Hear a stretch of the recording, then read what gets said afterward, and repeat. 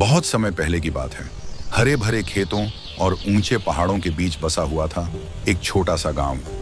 यह गांव जितना सुंदर था उतना ही डर भी अपने भीतर छुपाए हुए था। गांव के बाहर जंगल के किनारे एक टूटी फूटी झोपड़ी में रहती थी चंपा चुड़ैल। लोग उसे चुड़ैल कहते थे क्योंकि वह जड़ी बूटियां जानती थी, जानवरों की भाषा समझती थी और रात में उसकी झोपड़ी से दिए की रोशनी दिखती थी। माएं बच्चों को डराती थीं, रात को बाहर मत जाना, चुड़ैल पकड़ ले जाएगी। लेकिन सच कुछ और ही था। चंपा दिल से बहुत अच्छी थी। जब भी गांव में कोई बीमार पड़ता तो लोग चोरी छुपे उसी के पास आते। वह बिना कुछ मांगे दवा बनाती और बस इतना कहती, भगवान सबका भला करे।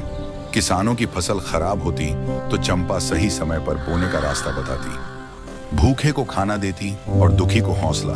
फिर एक दिन गांव पर बड़ी मुसीबत आ गई। एक भयंकर बीमारी फैल गई। बच्चे बूढ़े सब बीमार पड़ने लगे। गांव का कोई वैद्य काम ना आया और तभी मुखिया की बेटी गुड़िया भी बीमार पड़ गई। डर और मजबूरी में मुखिया चंपा की झोपड़ी पहुंचा। चंपा ने बिना कुछ कहे गुड़िया का इलाज शुरू किया।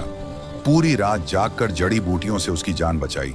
सुबह होते होते गुड़िया की आंखें खुल गईं। मुखिया रो पड़ा, उसे अपनी गलती समझ आ गई। उस दिन गांव ने जाना चंपा चुड़ैल नहीं, देवी समान थी। इसके बाद वही लोग जो डरते थे अब उसे दादी कहने लगे। कुछ साल बाद चंपा इस दुनिया से चुपचाप चली गई।